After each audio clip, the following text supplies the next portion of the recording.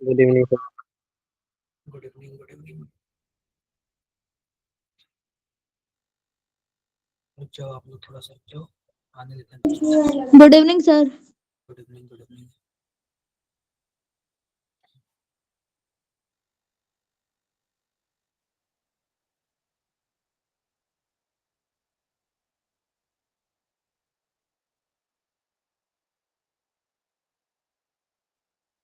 Good evening sir.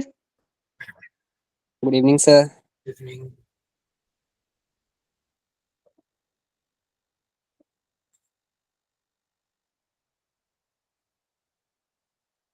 एक minute रुक जाओ।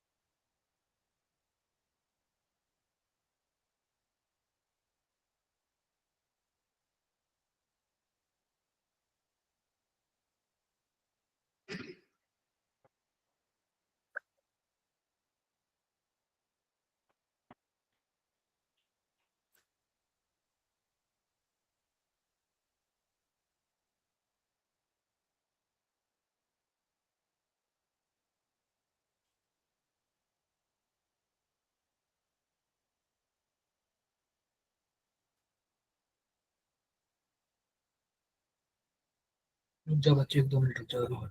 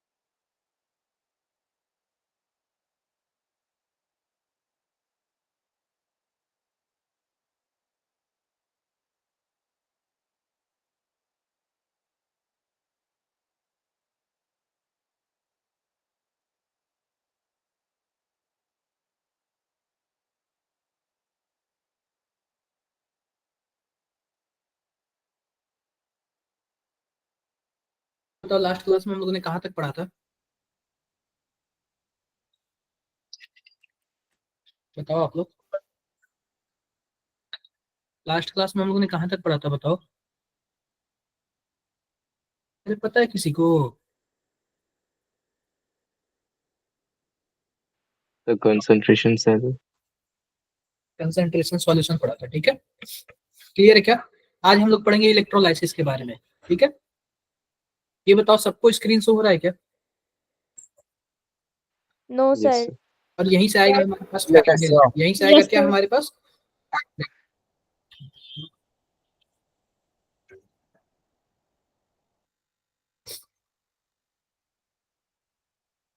ध्यान से देखो, अब इलेक्ट्रोलाइटिक सेल और क्या पढ़ेंगे हम लोग? इलेक्ट्रोलाइसिस पढ़ेंगे, ठीक है।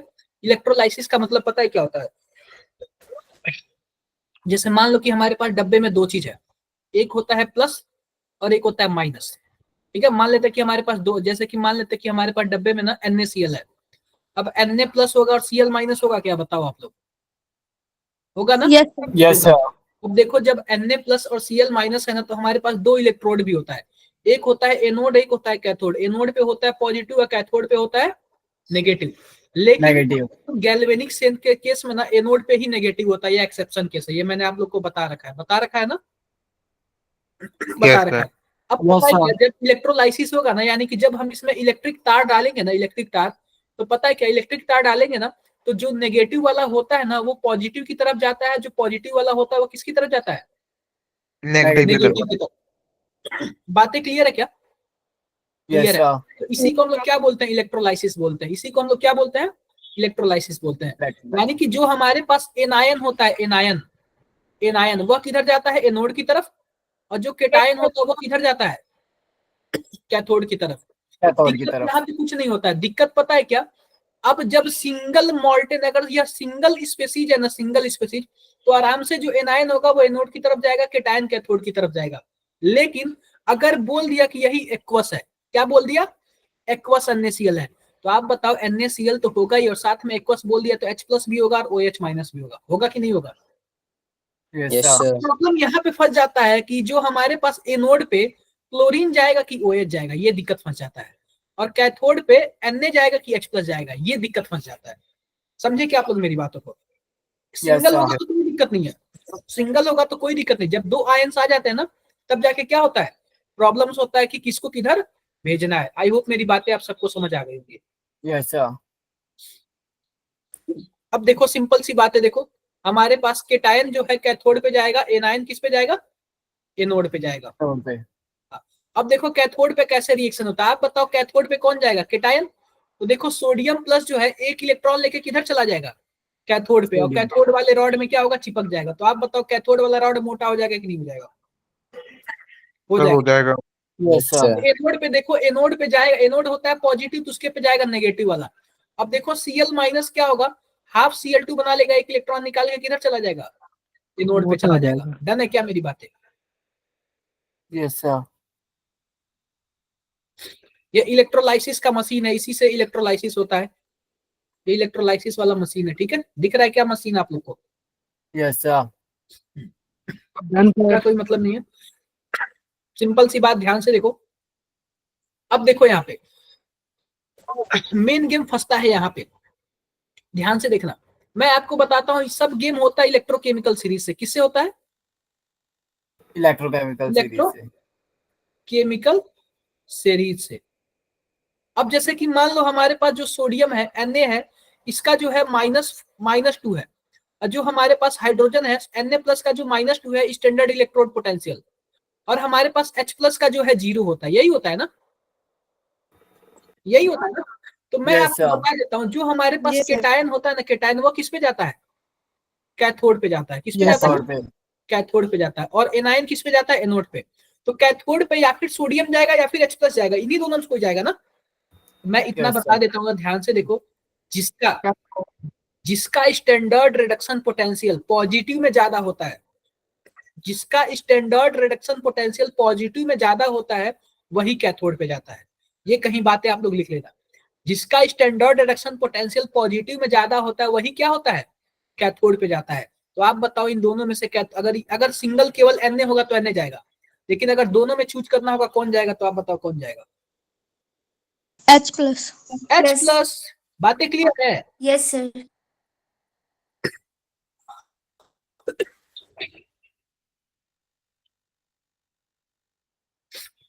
हाइड्रोजन जाएगा। किसी को कुछ भी डाउट है? कुछ भी डाउट है किसी को?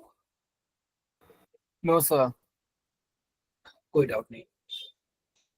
अब देखो वाटर है ना, वाटर यह कैथोड पे भी जाता है और एनोड पे भी जाता है।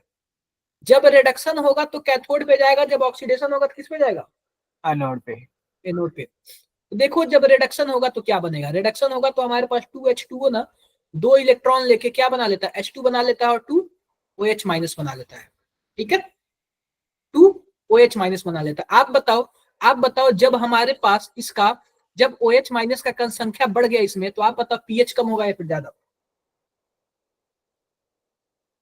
ज्यादा होगा। ठीक है, एनोड पे क्या होगा? एनोड पे ऑक्सीडेशन होकर एनोड पे चला जाता है, तो एनोड के केस में सर, 2H2 ज्यादा हो जाता है, हमारे पास O2 और 4H प्लस बना लेता है। इस केस में H प्लस की संख्या बढ़ रहा है तो पीएच क्या होगा? कम हो जाएगा। सर कम। वो कैथोड वाले में केवल पीएच वाले दोबारा समझा रहे हैं, मतलब ज्यादा नहीं होगा। आप बताओ जब OH माइनस की संख्या बढ़ेगी तो इसका मतलब बेसिक नेचर बढ़ेगा, और बेसिक नेचर 7 से 14 तक होता है ना। अच्छा, यस जितना ज्यादा OH माइनस उतना ज्यादा संख्या बढ़ेगा। यस सर, बातें क्लियर है? Yes sir. Yes sir. कुछ डाउट है किसी को इसमें? No sir. कर लोगे ना आप लोग? Yes sir. Yes sir. कर लोगे आप लोग। आगे बढ़ते हैं।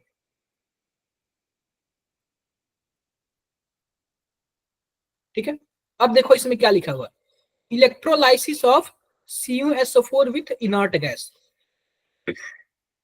अब देखो electrolysis of CuSO4 with inert gas, अब इसमें इनर्ट गैस डाल दी है। अब ये बताओ CuSO4 में हमारे पास क्या बचेगा? Cu2 प्लस और SO4 माइनस माइनस, और जब एक्वस होगा तो H प्लस होगा और क्या होगा? OH माइनस होगा। कुछ ऐसे होगा क्या? बताओ। Yes sir. Yes sir. ठीक है ना? अब देखो दिक्कत यहाँ पे फंसता है कि एनोड पे कौन जाएगा और कैथोड पे कौन जाएगा। अगर सिंगल CuSO4 होता तो हम डायरेक्टली बता देते, लेकिन अब इसमें दो चीजें आ गई। ठीक है, एनोड और कैथोड दो चीजें आ गई। बातें मेरी क्लियर है क्या? देखो आपके पास 4 आयंस दिख रहे हैं, Yes, प्लस भी sir. दिख रहा है, Cu माइनस, और ये 2 दिख रहा है। तो आओ देखते हैं कि किस पे कौन जाता है। क्लियर है मेरी बातें? Yes clear. सर। अब ध्यान से देखना आप लोग कि हमारे पास ये बताओ इसका रिडक्शन हो रहा है। रिडक्शन हो रहा है इसका मतलब ये किस पे जाएगा? कैथोड पे जा रहा है। तो हमारे पास OH माइनस किस पे जा रहा है? कैथोड। कैथोड पे जा रहा है। कैथोड पे जा रहा है। और कौन जाएगा? एनोड पे यह जाएगा। आप यह बताओ इलेक्ट्रोकेमिकल सीरीज में H प्लस से नीचे कॉपर है या फिर H प्लस से ऊपर कॉपर है? याद हो तो? नीचे। नीचे है ना, नीचे है। Yes sir. अब मैंने आपको बोला था जिसकी वैल्यू पॉजिटिव में ज्यादा होगी वही जाएगा एनोड पे, यही बताया था ना मैं आपसे? Yes sir. अरे यही बोला था ना, यस सर। यही बोला था। तो आप बताओ हाइड्रोजन और कॉपर में कुछ कुछ आना चाहिए, कॉपर वाले को ना। Yes sir. अरे इसका तो 0 होता है, इसका 0 होता है, इसका पॉजिटिव में 0.34 होता है, यही होता है ना। Yes sir. तो पॉजिटिव में ज्यादा कॉपर का Yes, बढ़ sir. जाएगा। बातें मेरी क्लियर है क्या? Yes sir. Yes sir. Clear है? कोई डाउट किसी को? No no sir. No no sir. Sir. No sir. कर लोगे आई होप आप लोग। अब देखो, अब सिंपल सी बात, यह एक्वस सॉल्यूशन था। क्या था? एक्वस सॉल्यूशन था। तो ध्यान से देखो कैथोड पे हमारे पास कौन जा रहा है? कैथोड पे हमारे पास कॉपर जा रहा है, और एनोड पे कौन जा रहा है? एनोड पे H2O जा रहा है। अभी हमने H2O का रिएक्शन एनोड पे पढ़ा था ना, एनोड पे। Yes sir. एनोड पे Yes, मैं दिखा sir. दे रहा हूँ, H2O का रिएक्शन हमने पढ़ा। ये रिएक्शन आप लोग याद कर लेना। जब जब एनोड पे जाएगा तो हमारे पास 2H2O किस में जाएगा? O2 में जाएगा, 4H प्लस में जाएगा, 4 इलेक्ट्रॉन लेगा। और जब यही कैथोड पे जाएगा तो किस पे जाएगा? H2 और 2OH माइनस में जाएगा। तो अभी एनोड पे जा रहा है, तो एनोड वाले का रिएक्शन क्या होगा? एनोड वाले का रिएक्शन ये होगा 2H2O प्लस 2O2 प्लस 4, ये वाला। बातें क्लियर है मेरी? Yes sir. आप इन सबको जोड़ोगे Yes, तो ये वाला sir. रिएक्शन हो जाएगा। और जब इसमें H प्लस बनेगा तो सॉल्यूशन हमारा डायरेक्टली क्या हो जाएगा? एसिडिक हो जाएगा। और एसिडिक हो जाएगा तो पीएच क्या हो जाएगा? डिक्रीज हो जाएगा। Decrease.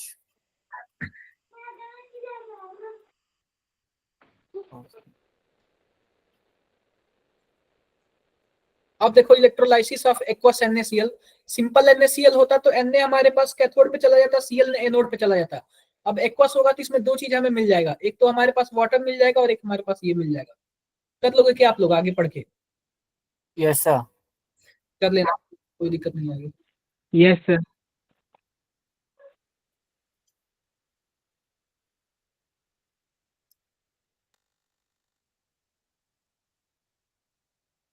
ये सब इलेक्ट्रोलाइसिस पढ़ लेना, इलेक्ट्रोलाइसिस बहुत ज्यादा इंपॉर्टेंट है। कभी कभी डायरेक्टली पूछ देता है electrolysis of H2SO4। Okay, sir. Electrolysis से क्वेश्चन, अब देखो फेराडे लॉ आता है। फेराडे के दो लॉ है। फेराडे के कितने लॉ है? दो लॉ है। मैं सिंपल सी बारे में बताता हूँ फेराडे क्या बोलता है। जैसे कि मान लो कि अभी हमने क्या पढ़ा, इलेक्ट्रोलाइसिस हुआ, तो यहाँ पे एनोड है और यहाँ पे क्या है, कैथोड है। Method. दो चीजें है ना, कैथोड है। Yes, sir. जो हमारे पास मेटल है ना, मेटल वह किस पे जाएगा, कैथोड पे कि एनोड पे? एनोड पे होता है पॉजिटिव, कैथोड पे होता है नेगेटिव। तो जो हमारे पास मेटल है वो किस पे जाएगा बताओ? Cathode. Cathode. कैथोड पे। बातें क्लियर है क्या सबको? Yes, Yes, sir. sir. Yes, cathode पे sir. जाएगा, कैथोड पे। अब ध्यान से देखना आप लोग, कैथोड पे जाएगा तो जब कैथोड पे जाएगा ना, तो ध्यान से देखो कि हमसे क्वेश्चन में यह पूछता है, फेराडे लॉ यह पूछता है ना, फेराडे लॉ। आप बताओ जितना ज्यादा उसमें इलेक्ट्रोलाइसिस करेंगे उतना ज्यादा कैथोड पे जाएगा। Yes, यानी sir. जितना Yes, ज्यादा sir. हम बाहर से इलेक्ट्रिसिटी देंगे उतना ही ज्यादा कैथोड पे जाएगा। बोलो। तो Yes, sir. फेराडे होता है ना, Yes, अगर sir. मान लेते हैं कि हम 5 एम्पियर का जो इलेक्ट्रिसिटी 1 घंटे तक देते हैं तो कितना ग्राम कैथोड पे जाएगा। सीधा हमसे हिसाब मांगता है कितना ग्राम कैथोड पे जाएगा, कितना मोल कैथोड पे जाएगा, यही पूछता है। अगर हम 1 घंटे के लिए लाइट जलाएं, इलेक्ट्रोलाइसिस कराएं तो कितना जाएगा, आधे घंटे के लिए कराएं तो कितना जाएगा, यही बोलता है। बातें मेरी क्लियर है? तो इस केस में फेराडे ने 2 लॉ, Yes, sir. फेराडे ने कितना लॉ दिया था? 2 लॉ दिया था। तो आओ मैं देखता हूँ ये लॉ कैसे निकालते हैं, ध्यान से देखो। तो देखो सिंपल सी बात पता है क्या, फेराडे ने यह बोला था ना कि जितना ग्राम डिपॉजिट होगा, कैसे डिपेंड करेगा, आप जितना टाइम लाइट जलाओगे उतना ही टाइम जाएगा। आप बताओ लाइट जलाने का क्या मतलब है, आप जितना उसमें चार्ज दोगे उतना ही ग्राम क्या होगा, उसी हिसाब से जाएगा उसमें। बातें क्लियर है क्या? Yes, Yes, sir. sir. Yes, sir. Directly proportional to Q, और डायरेक्टली प्रोपोर्शनलिटी हटाओगे तो क्या हो जाएगा, जेड क्यू हो जाएगा। ये भी क्लियर है? Yes, sir. क्लियर है। अब ध्यान से देखो, Yes. अब ध्यान से आप ये देखो, जेड क्यू हो गया ना। अब देखना आप लोग क्या कर रहे हो, जेड क्यू कर दिया आप लोग। अब देखना इसमें क्या होता है। जब आपने W equal to Z Q कर दिया तो सिंपल सी बात है, आप ये बताओ W इक्वल टू जेड हो जाएगा। क्यू का मतलब क्या, चार्ज मतलब क्या होता है, I इंटू टी होता है क्या? Yes, sir. Yes, sir. आपने sir. फिजिक्स में पढ़ा होगा। यह है फेराडे का फर्स्ट लॉ, फेराडे का first law. Yes, sir. W equal to क्या, Z Z I I. IT. ZIT. अगर मैं आपको पूछूं कौन आई थी, Z I T. ZIT. आपको कभी भी दिमाग में आएगा फेराडे का फर्स्ट लॉ कौन है, तो फिर आप अपने माइंड में लाना कौन आई थी, तो आप क्या बोलोगे? Z I T.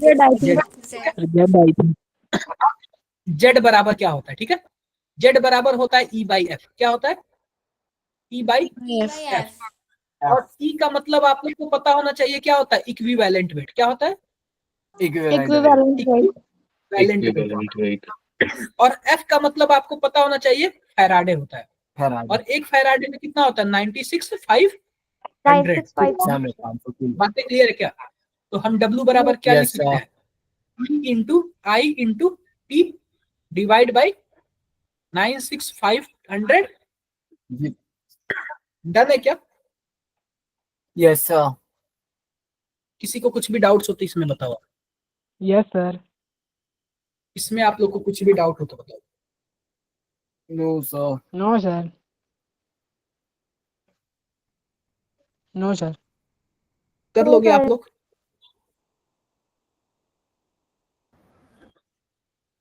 कर लोगे ना?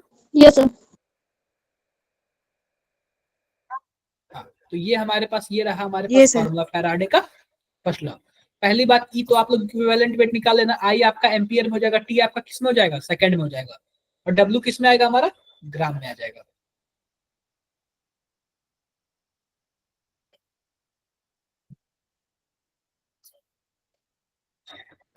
अब देखो फेराडे का सेकंड लॉ देख लो।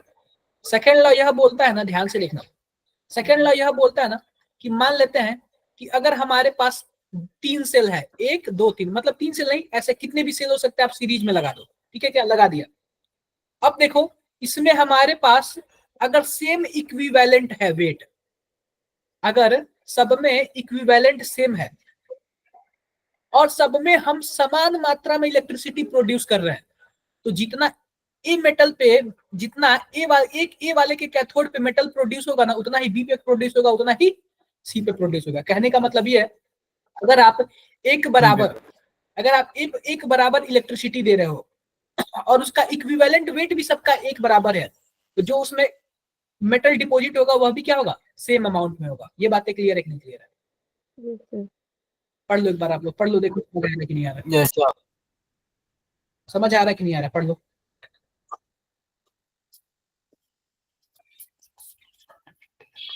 डन है क्या? Yes, sir. Yes, sir.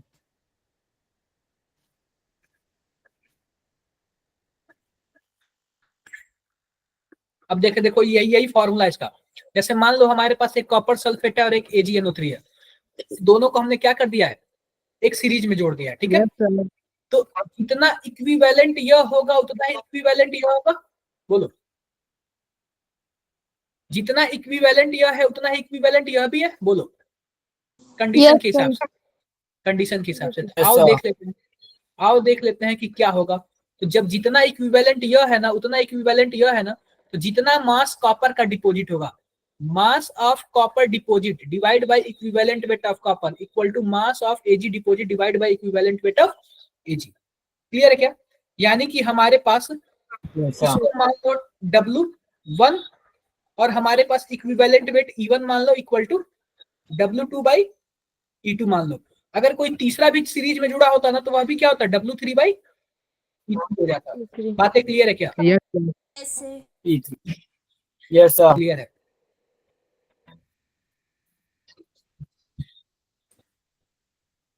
देखो, अगर हम एक फैराडे इलेक्ट्रिसिटी प्रोड्यूस कर रहे हैं, कितना कर रहे हैं हम लोग, एक फैराडे इलेक्ट्रिसिटी प्रोड्यूस कर रहे हैं, और कोई चीजें सीरीज में कनेक्टेड है, ध्यान से देखना। एक फैराडे इलेक्ट्रिसिटी प्रोड्यूस कर रहा है, कोई चीजें सीरीज में है। तो देखो, अगर हमारे पास Ag होगा तो एक मोल इलेक्ट्रिसिटी, एक मोल हमारे पास क्या होगा, इलेक्ट्रॉन होगा, और एक मोल इलेक्ट्रॉन की वैल्यू ही एक फैराडे होती है। एक मोल इलेक्ट्रॉन का जितना भी चार्ज होता है वही किसके बराबर होता है, एक फैराडे के बराबर होता है। हमारे पास अगर 2 मोल कॉपर होगा तो 2 मोल इलेक्ट्रॉन होगा, एक मोल यह होगा तो 3 मोल इलेक्ट्रॉन होगा, सॉरी, एक मोल कॉपर होगा तो 2 मोल इलेक्ट्रॉन होगा, एक मोल एल्यूमिनियम होगा तो 3 मोल होगा। बातें क्लियर है क्या? Yes, sir. Yes, sir. Yes, sir.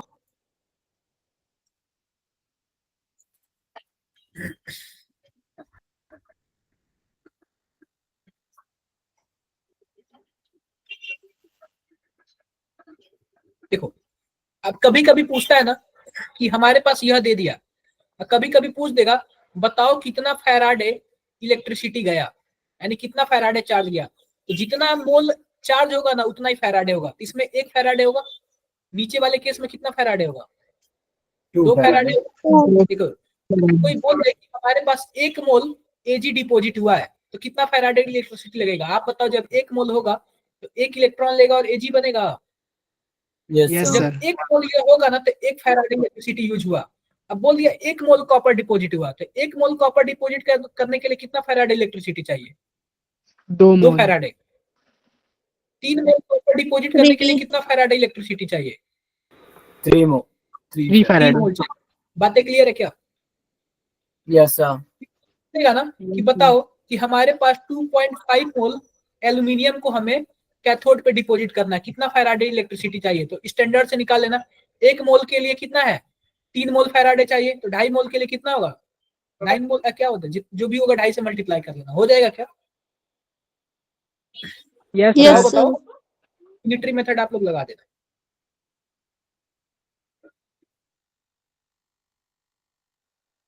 जरा इसका आंसर बताना आप लोग।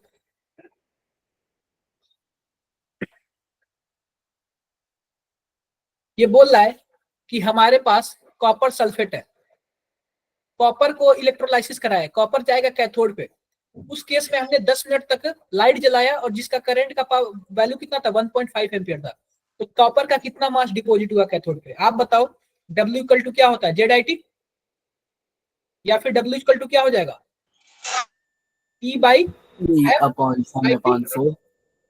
हाँ, अब ये बताओ ई क्या होता है हमारे पास, इक्विवेलेंट वेट होता है ना। Yes, sir. कॉपर का इक्विवेलेंट वेट कितना होगा? देखो पहली बात, कॉपर का जो मोलर मास होता है ना वह 63.5 होता है, और आपको भी पता है कॉपर 2+ होता है, तो एन फैक्टर इसका 2 हो जाएगा, तो इक्विवेलेंट वेट 63 क्या हो जाएगा, 63.5/2 हो जाएगा। बोलो Yes, sir. Equivalent wait.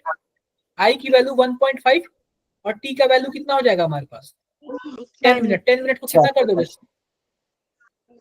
अरे 10 मिनट को 600 सेकंड हो जाएगा, और डिवाइड बाई Yes, एफ की वैल्यू sir. 9500। क्लियर है क्या? Yes, sir. या 300 हो जाएगा। इसको आप क्या कर दो 3/2 कर सकते हो, ऐसे सॉल्व कर लोगे क्या? Yes, sir. लेना आप लोग, कोई बड़ी बात नहीं है, ये जरा बताना आप लोग।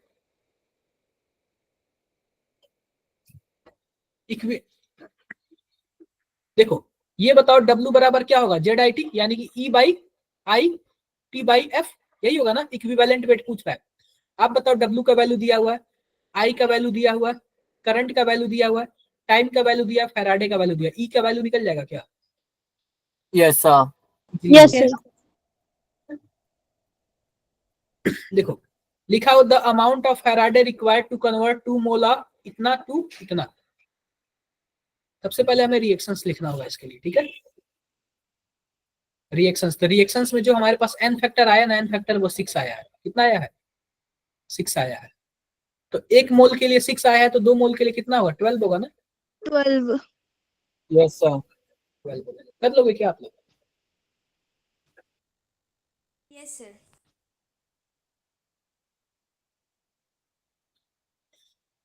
ये देखो क्या लिखा हुआ, इतना coulomb of electricity on passing through the electrolyte solution deposit इतना gram of metal, atomic mass इतना, the charge on the metal cation. अब हमसे चार्ज पूछा है, चार्ज करने का क्या मतलब पूछा है, एन फैक्टर पूछा है ना।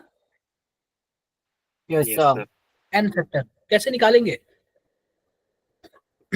W बराबर क्या होता है, E/F/IT, या फिर हम लोग क्या कर सकते हैं, W/N factor IT divided by F, यही होगा ना। बताओ आप लोग। Atomic Yes. मास इसका कितना 106 है, तो 106.4 हो जाएगा। आई का वैल्यू कितना दिया हुआ है, IT का वैल्यू, सीधा IT का वैल्यू लिख लो ना, C का मतलब IT होता है ना।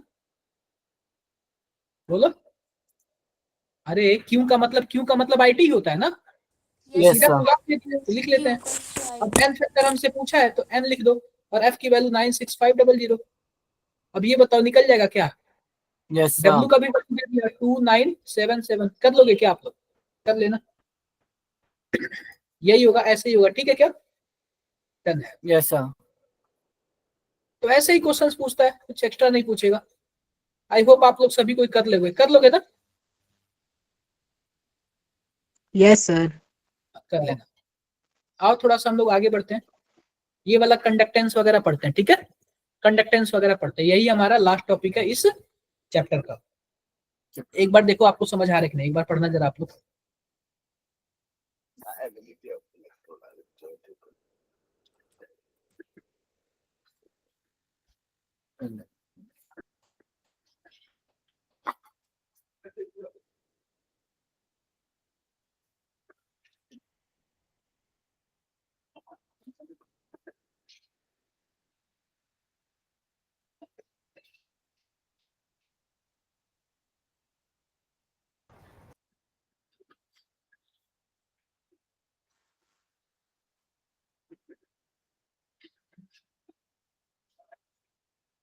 क्या लिखा हुआ है, कंडक्टेंस ऑफ इलेक्ट्रोलाइट सॉल्यूशन, ठीक है। अब देखो कंडक्टेंस कैसे निकालते हैं, एक तो होता है मेटेलिक और एक होता है इलेक्ट्रोलाइटिक। मतलब कहने का मतलब है, एक तार में कंडक्टेंस निकालते हैं और एक सॉल्यूशन में निकालते हैं, बैटरी के अंदर निकालते हैं। जो तार में निकालते हैं उसको हम लोग मेटेलिक बोलेंगे। वह कैसे पता चलेगा, वह फ्री इलेक्ट्रॉन से पता चलेगा, यानी तार में कितने इलेक्ट्रॉन जा रहा है। और एक होता है इलेक्ट्रोलाइटिक। इलेक्ट्रोलाइटिक में कैसे पता चलेगा, आयन से पता चलेगा, कितने केटायन से कितने एनायन से। तो अभी हम बैटरी के बारे में पढ़ रहे हैं, तो कौन सा कंडक्टेंस पढ़ेंगे, इलेक्ट्रोलाइटिक पढ़ेंगे ना हम लोग। Yes sir. तो देखो ये मेटल्स वाला है और ये इलेक्ट्रोलाइटिक कंडक्शन है, थोड़ा थोड़ा देर ध्यान से देख लो। आप बताओ तार वाला क्या होता है, क्या उसमें इलेक्ट्रॉन जाता है, क्या इलेक्ट्रॉन की वजह से कंडक्टेंस निकलता है। Yes. और जो बैटरी वाला कैसे पता चलता है? आयंस की वजह से पता चलता है, ठीक है। Yes. आप बताओ Yes, तार sir. वाले में कोई केमिकल होता है क्या? No, sir. No, sir. होता है ना तार वाले में, केवल इलेक्ट्रॉन जाता है। और बैटरी वाले में केमिकल रिएक्शन होता है। अब ये बताओ तार वाले में क्या होता है? इलेक्ट्रॉन होता ट्रांसफर है। होता है जिसकी वजह से इलेक्ट्रिसिटी मिलती है। और इसमें क्या ट्रांसफर होता है? मास ट्रांसफर होता है, तभी तो कैथोड पे डिपोजिट होता है। बोलो। Yes, sir. Yes, sir. Yes, sir. अब देखो इसमें टेम्परेचर बढ़ाओगे तो रेजिस्टेंस बढ़ेगा, इसमें टेम्परेचर बढ़ाओगे तो रेजिस्टेंस कम होगा, ठीक है। कम हो जाएगा। Yes, sir. अब देखो factor on which electronic conductance depend. Electronic यानी कि जो हमारे पास इलेक्ट्रिक कंडक्टेंस है ना, वो किस पे डिपेंड करता है। पहली बात, नेचर ऑफ मेटल। कॉपर का भी वायर होता है, एल्यूमिनियम का भी वायर होता है, ठीक है। नंबर ऑफ वैलेंस इलेक्ट्रॉन, उसके वैलेंस इलेक्ट्रॉन कितने। अगर वैलेंस इलेक्ट्रॉन एक ही होगा तो कम दौड़ेगा, वैलेंस इलेक्ट्रॉन ज्यादा होगा तो ज्यादा दौड़ेगा। टेम्परेचर बढ़ाओगे तो गर्म होगा तो तार खराब हो जाएगा, ठीक है। L2. अब देखो इलेक्ट्रोलाइटिक कंडक्टेंस में क्या होता है? Nature of electrolyte. आप कौन सा उसमें सॉल्यूशन यूज कर रहे हो? पानी यूज कर रहे हो कि H2SO4 यूज कर रहे हो कि क्या यूज कर रहे हो, ठीक है। साइज ऑफ आयन, आयन छोटा है कि बड़ा है। नेचर ऑफ सॉल्वेंट, सॉल्वेंट कैसा है, सॉल्यूट कैसा है, ठीक है। ये सब चीज पे डिपेंड करता है। ये सबका कंडक्टिविटी दिया हो, अभी हम लोग पढ़ते हैं। पहली बात देखो, हम लोग थोड़ा ना रेजिस्टेंस देख लेते हैं, इसमें रेजिस्टेंस देख लेते हैं। तो इसमें हम लोग रेजिस्टेंस जो होता है ना, R इक्वल टू क्या होता है? रो L बाई ए। आपने फिजिक्स में पढ़ा है कि नहीं पढ़ा इसको? Yes, sir. पढ़ा है। Yes, Yes, sir. sir. Sir, एक chemistry में होता है सेल कांस्टेंट। सेल कांस्टेंट क्या होता है? L बाई ए। इसको हम लोग क्या बोलते हैं? A. सेल कांस्टेंट यानी Cell कि constant. जी स्टार बोलते हैं। क्लियर है क्या? क्या बोलते हैं? जी स्टार को क्या बोलते हैं? सेल कांस्टेंट बोलते हैं। आर को बोलते हैं रेजिस्टेंस, और रो को क्या बोलते हैं हम लोग? resistivity. क्या बोलते हैं हम लोग? रेजिस्टिविटी। Resistance. आर का जो यूनिट होता है वो ओम हो जाएगा, Yes, sir. और रेजिस्टिविटी का यूनिट क्या हो जाएगा? नहीं, Ohm. No. Yes. ओम सेंटीमीटर। दिख रहा है ना? Ohm meter. Yes, sir. ओम सेंटीमीटर। बातें क्लियर है क्या? Yes, sir. और सेल कांस्टेंट का यूनिट क्या होगा? Yes, sir. Centimetre inverse. हम इसमें सब चीज सेंटीमीटर में लेके चलते हैं, याद रखना। देखो यहाँ पे, अब देखो जो हमारे पास रेजिस्टेंस आर होता है ना, इसका एक होता है कंडक्टेंस जी। तो रेजिस्टेंस आर होगा तो आर का उल्टा क्या हो जाएगा? कंडक्टेंस हो जाएगा। जितना ज्यादा रेजिस्टेंस कंडक्टेंस उतना ही कम। तो ये जब आर ओम होगा तो जी क्या हो जाएगा? ओम इनवर्स हो जाएगा। क्लियर है क्या? अब Yes, हमने sir. क्या पढ़ा? रो को बोला हमने रेजिस्टिविटी। क्या बोला? Yes. रेजिस्टिविटी। Resistivity. बराबर क्या पढ़ा? R A by L. और रेजिस्टिविटी का उल्टा होता है कंडक्टिविटी, कापा। इसको क्या बोलते हैं हम लोग? कापा। कापा क्या होता है? रेजिस्टिविटी का उल्टा। आप बताओ रो का यूनिट क्या होगा हमारे पास? ओम Centimeter. सेंटीमीटर। तो कापा का उल्टा क्या हो जाएगा? Ohm inverse centimetre sir. Inverse. बातें Yes, क्लियर है sir. क्या? कापा को हम लोग क्या बोलते हैं? Yes, sir. या फिर की को हम लोग कापा बोलते हैं या फिर कंडक्टिविटी बोलते हैं। ये कुछ टर्मिनोलॉजी है। युवराज, मेरी आवाज आ रही है आपको?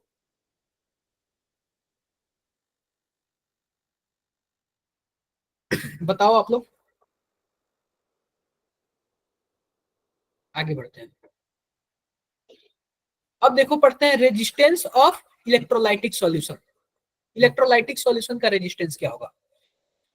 तो सिंपल सी बात है, आओ देखते हैं। सीधा क्वेश्चंस करेंगे, ज्यादा टाइम नहीं लगाएंगे।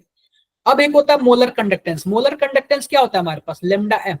लेमडा एम बराबर क्या हो जाएगा? के इंटू 1000 डिवाइडेड बाई एम। और एक होता है इक्विवेलेंट कंडक्टेंस। तो लेमडा इक्यू बराबर क्या हो जाएगा? के इंटू 1000 डिवाइड बाई एन। ये आप सबने पढ़ा था कि नहीं पढ़ा था? बताओ, पढ़ाओगे ना आप लोग? Yes, sir. Yes, sir. Yes, sir. पढ़े होंगे। देखो मोलर कंडक्टेंस का फॉर्मूला क्या होगा, मतलब यूनिट क्या होगा?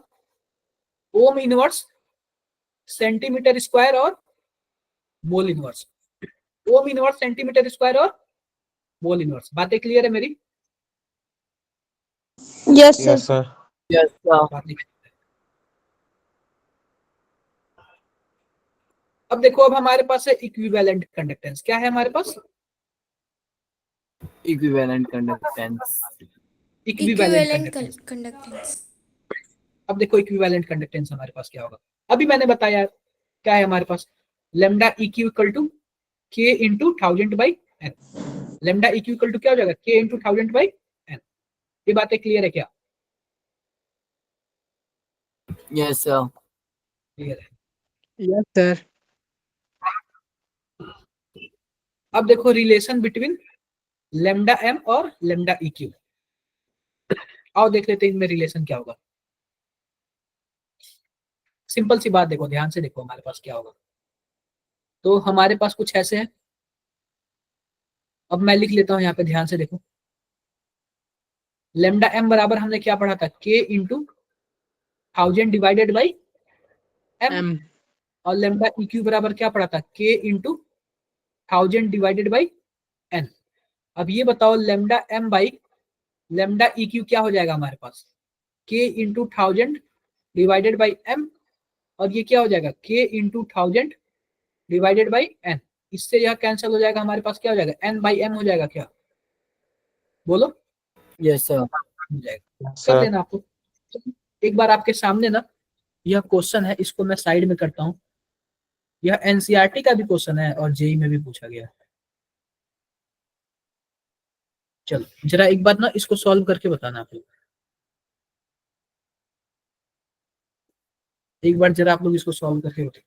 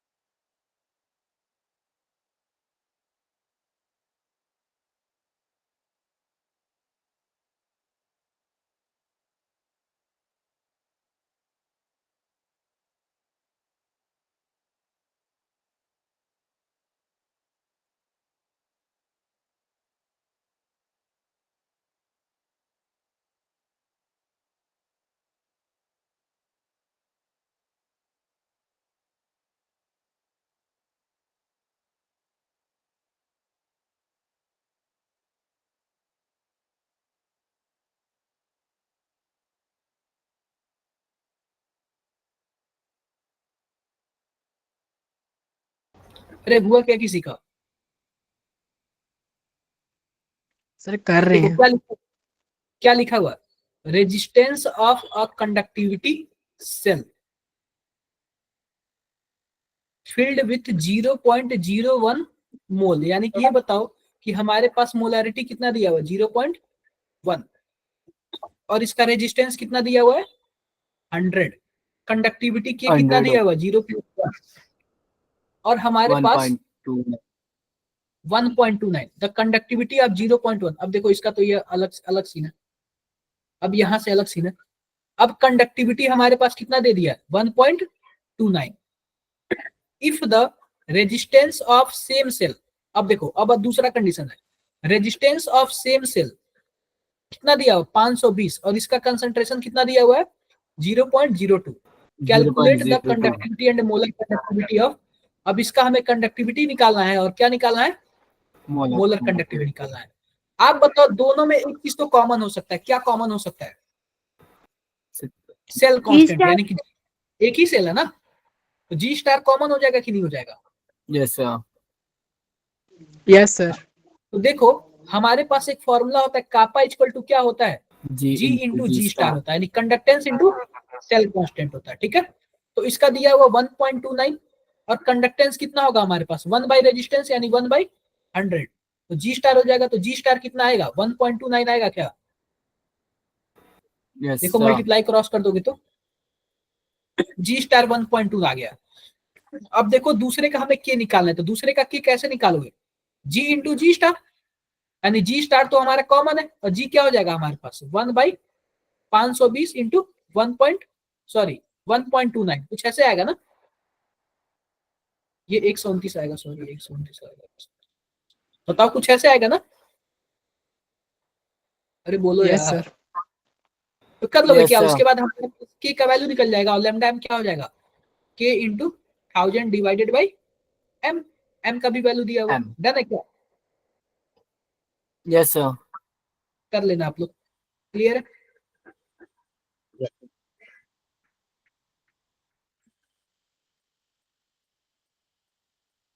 देखो यहाँ पे ये भी सेल कांस्टेंट पहले निकाला है, ठीक है, कोई प्रॉब्लम किसी को? देखो 129 डिवाइडेड बाई No, sir. 520 किया है तो इतना आया है, कोई डाउट? कोई डाउट नहीं, कर लोगे ना? कर लोगे आप लोग, Yes, sir. एक मिनट तो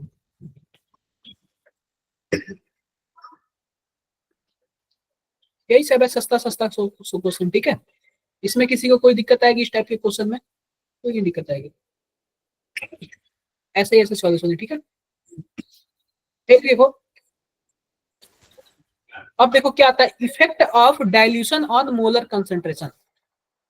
तो सिंपल सी बात मैं बता रहा हूं, हमारे पास एक ग्राफ बनता है, ठीक है, एक ग्राफ बनता है, ध्यान से देखना।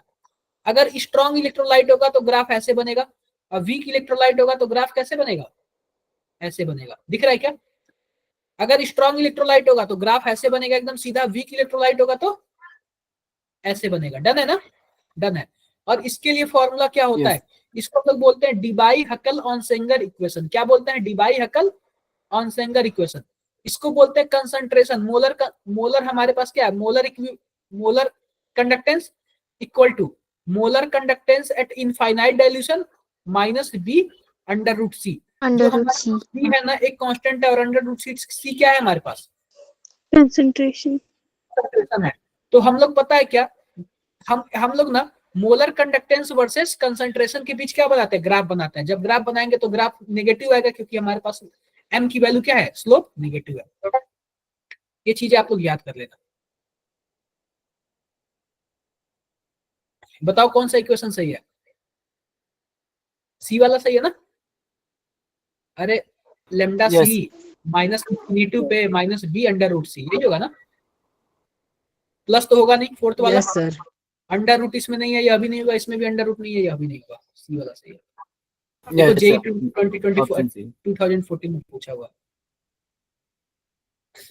ये चीजें याद।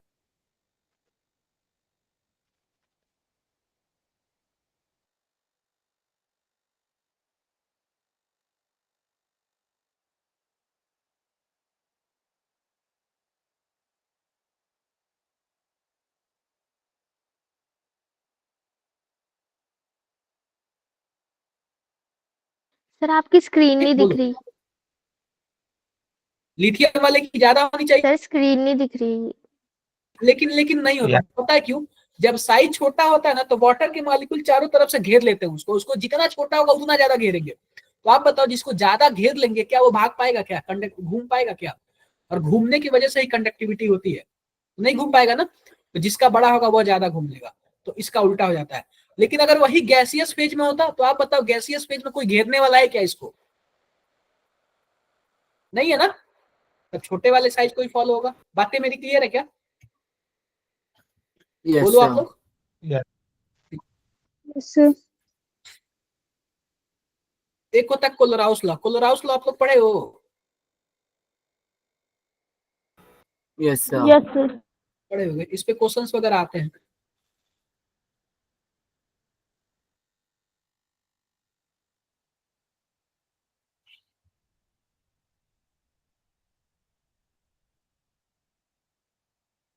देखो मैं बता दे रहा हूँ कैसे आएगा। देखो लिखा है हमसे मोलर कंडक्टिविटी बताना है, इसका बताना है, ठीक है। If molar conductivity eight infinite dilution of इतना इतना एंड इतना इज XYZ। अब ये बताओ लेमडा CH3 COO का कितना है, X है ना, X है। इसको तोड़ोगे तो क्या बनेगा, लेमडा CH3 COO माइनस और क्या बनेगा, Na plus. 10 Na। कुछ ऐसे ही बनेगा ना, इस वैल्यू X दिया हुआ ना।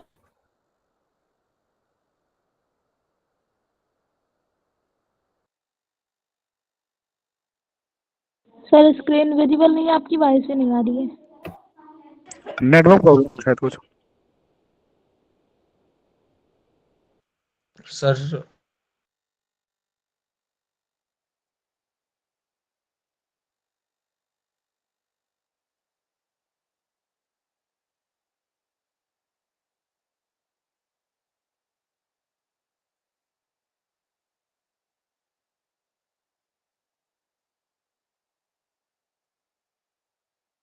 कैसे करोगे आप लोग, सर आपकी स्क्रीन नहीं दिख रही थी। स्क्रीन नहीं दिख रही है क्या। यस सर, वॉइस भी नहीं आ रही थी। अब ये बताओ कि हमारे पास ना ऊपर 3 इक्वेशन की हेल्प से हमें नीचे चौथा वाला बनाना है, हम क्या करेंगे, आप ये बताओ। हमें लेफ्ट साइड सर आप और H प्लस चाहिए। सर स्क्रीन नहीं दिख रही सर आपकी। मतलब स्क्रीन लेफ्ट हो गई है, एक बार रुक स्क्रीन जाओ। लेफ्ट हो गई है। अब दिख रही है क्या, नहीं सर। No sir. No sir. Sir दिख रही है अब सर। आ गई। दिख रही है। Yes sir. देखो यस ये सर। बोल रहा हूं ना कि जो हमारे पास पोलराउस लॉ होता है ना, उसमें यह 3 इक्वेशन दिया है, इन 3 इक्वेशन की हेल्प से हमें चौथा इक्वेशन बनाना है। पहले एक बार आप लोग क्वेश्चन पढ़ो एक बार आप लोग, पहले क्वेश्चन पढ़ो और बताओ कोई दिक्कत है क्या।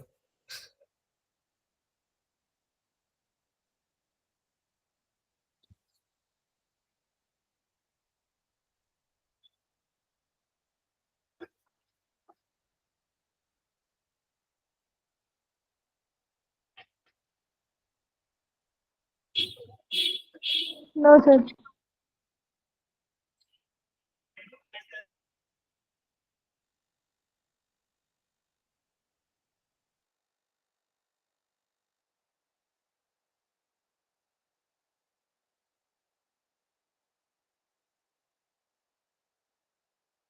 कोई दिक्कत है, कोई दिक्कत नहीं है। अब ये बताओ ऊपर 3 की हेल्प से हमें चौथा वाला बनाना है, तो हम एक साइड बना लेंगे तो हमारे पास हो जाएगा। अब ये बताओ कि हमें बस इसको बनाना है। ये बताओ कि हमारे पास यह लेफ्ट साइड है Yes और sir। क्या है H प्लस, हमारे पास यह लेफ्ट साइड है। दो चीजें है ना। आप ये बताओ क्या हम तीसरे इक्वेशन को क्या हम पहले और दूसरे को जोड़ दे, तीसरे को माइनस कर दे तो हो जाएगा। Yes sir। अरे पहले दूसरे को जोड़ोगे तो Na प्लस आ जाएगा, Cl माइनस आ जाएगा, और माइनस करोगे तो Na प्लस Cl माइनस, ये कट नहीं जाएंगे सब, केवल Yes, हमें यही sir। दोनों Yes। मिलेगा। तो हमारे पास आंसर कितना हो जाएगा, x plus Y minus Z, यही होगा ना, बोलो Yes sir। कर लोगे ना। Yes sir। तो कुछ यही होता है, ठीक है। Yes sir. देखो x plus Y minus Z, तो ऐसे भी आप लोग ये कर लोगे। हमें NH4OH का निकालना है, कर लेना आप लोग। देखो 2C plus A minus B आया हुआ है, डन है क्या। Yes sir। कर लेना आप लोग, कोई बड़ी बात नहीं है इसमें, ये भी इलेक्ट्रोलाइसिस का ही क्वेश्चन है। सब इजी क्वेश्चन, इसमें सॉल्यूशंस वगैरह भी दिया हुआ, आप लोग देख के कर लेना, ठीक है। Okay sir.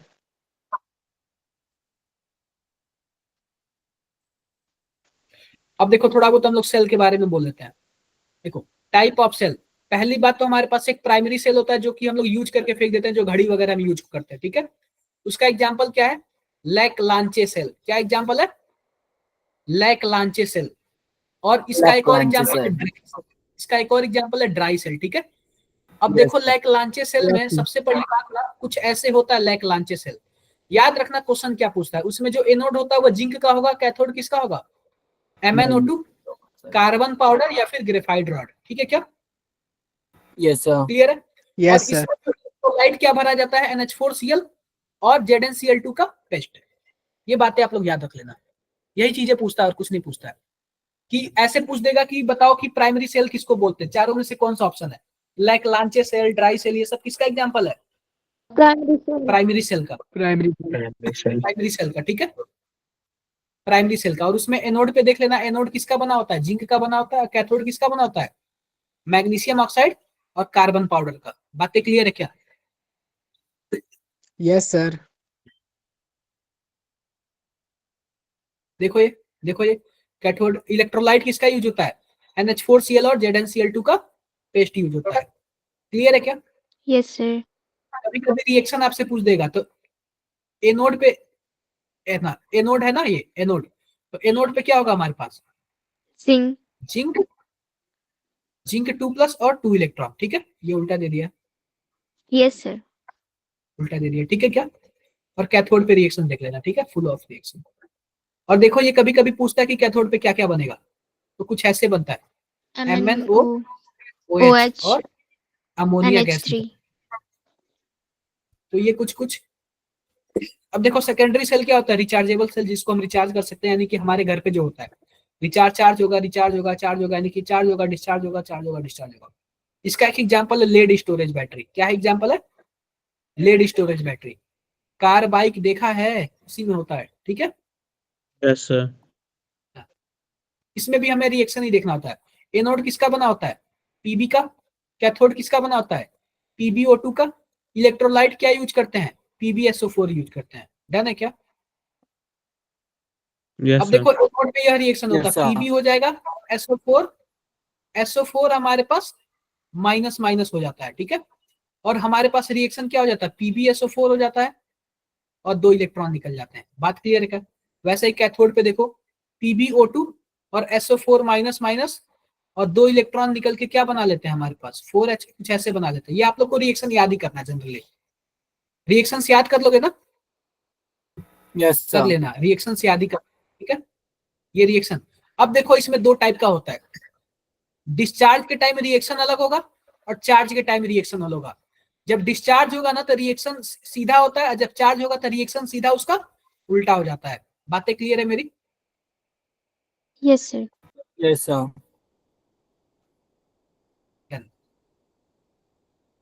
ये देखो, 1 मोल H2SO4 अगर कंज्यूम होगा ना तो 1 मोल इलेक्ट्रॉन प्रोड्यूस करेगा। ध्यान से देखना, ये जेई में पूछा गया है। 1 मोल H2SO4 कंज्यूम करेगा तो कितना मोल इलेक्ट्रॉन प्रोड्यूस करेगा इसमें, 1 मोल। 1 मोल। ये याद रख लेना, ठीक है, याद रख लेना आप लोग।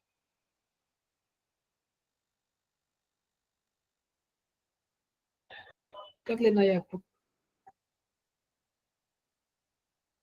फ्यूल सेल देख लेते हैं, फ्यूल सेल। तो फ्यूल सेल सीधी सी बात है, कैथोड पे रिएक्शन ये होता है, half O2 plus H2O plus 2 electron, 2OH minus बना लेगा। एनोड पे क्या होता है, H2, 2OH माइनस H2 बना लेगा और 2 इलेक्ट्रॉन, यानी कि बस ये रिएक्शन आपको याद ही करना और कोई दिक्कत नहीं है। O2 plus 2H2 gives 2H2O। यह फ्यूल सेल होता है। क्लियर है क्या? Yes sir. बताओ, यस क्लियर है? सर। बस Yes, यही sir. सब है, आपसे और कुछ ज्यादा एक्स्ट्रा नहीं पूछेगा, बस आपसे एनोड और कैथोड के बारे में पूछता है। यही इसका लास्ट का सीन है।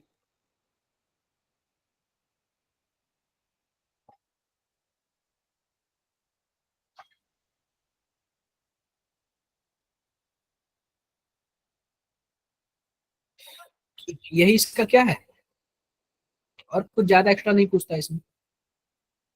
ये सब देखो, ये सब थ्योरी वाली चीजें हैं और कुछ नहीं है, ये सब थ्योरी वाली ही चीजें हैं। इसमें से क्वेश्चन पूछता है, कोलराउस लॉ वगैरह से क्वेश्चन पूछता है, ठीक है। तो इसको आप लोग ना थोड़ा ध्यान Yes, से, sir. कोलराउस लॉ से, Yes, sir. फैराडे लॉ से,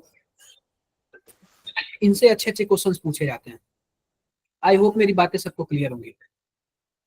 Yes, sir. ये सब देख लेना आप लोग, और कुछ बचा नहीं है इसमें। ये बताना जरा, 2 Faraday of electricity is passed through a solution of CuSO4, the mass of copper deposit at cathode. बताना जरा।